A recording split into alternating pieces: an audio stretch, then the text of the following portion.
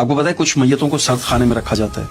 ये ज्यादातर वो लोग होते हैं जो बेचारे परदेश में मर जाते हैं और उनकी बॉडी को पाकिस्तान लेके जाना होता है। जरा देर को महसूस कीजिए कि आप परदेश में हैं और फौत हो गए हैं। आपकी मैयत को सर्द खाने में रखा जाएगा जहाँ का दर्जा हरारत मनफी होगा। उस मनफी दर्जा हरारत में लेटना तकलीफ दे हो सकता है। और एक दूसरा तकलीफ दे मामला मैयत को किसी दूसरे मुल्क से पाकिस्तान लेकर आना होता है। क्या आप जानते हैं कि ऐसी मैयतों की सबसे पहले ऑटोप्सी होती है, जिसे पोस्टमार्टम भी कहते हैं। पोस्टमार्टम ज्यादातर इसलिए किया जाता है कि डॉक्टर्स ये जान सकें कि इंसान मरा कैसे है, ताकि उससे सीख कर अगले लोगों की जान बचाई जा सके। उस पोस्टमार्टम के दौरान आपके जिस्म के उज़्दा और खून को निकाल दिया जाता है ताकि आपकी बॉडी में इन्फेक्शन ना हो। ये समझ लीजिए सबसे पहले आपको बरहना किया जाता है, यानी आपके कपड़े उतारे जाते हैं। उसके बाद आपके गले की इस शरेयान में एक कट लगाकर इसे बाहर निकाला जाता है। फिर इस शरेयान को एक कैनोला लगाया जाता है और उसे बांध दिया जाता है ताकि अमल के दौरान ये कैनोला बाहर न निकल पाए। फिर उस कैनोले की दूसरी साइड को एक मशीन के थ्रू प्रेशर दिया जाता है ताकि आपका खून रगों में से निकलकर टांग के पास एक और शरेयान को काटा जाता है जहां से वो सारा खून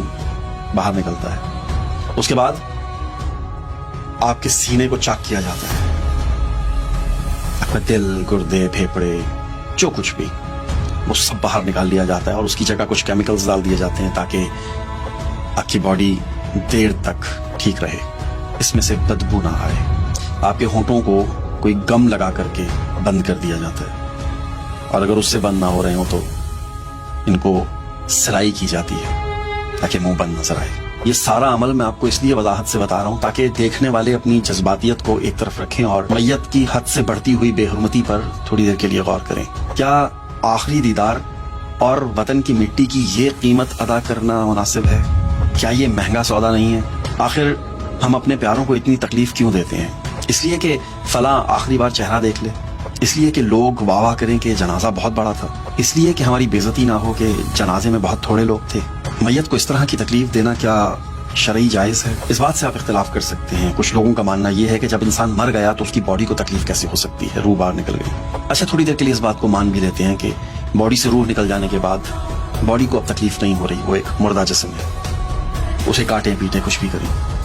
लेकिन मिसाल के तौर पे अगर मैं मर जाता हूं तो मेरी रूह सामने है और मेरी बॉडी को ऐसे करके देखेगी और मेरी बॉडी को चाक लग रहा है, उसमें से चीजें निकल रही हैं, मेरी रूह देख रही है। वो ये नहीं सोचेगी कि यार ये क्या क्यों कर रहे हो, मैं इसमें रही हूँ इतना अरसा।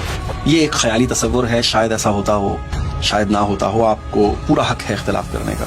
बहुत सादा सी बात है, इंसान के चले जाने के बाद उसके जनाजे में इतनी ही देर होनी चाहिए है जितनी उसकी कब्र की खुदाई में और कफन दफन में होनी चाहिए।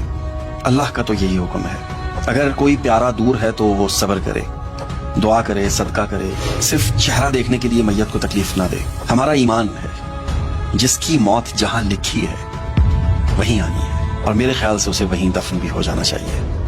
आप देख रहे हैं बी फॉर पाकिस्तान और मुझे कहते हैं आतिफ मसूद। देखते रहिए, शुक्रिया।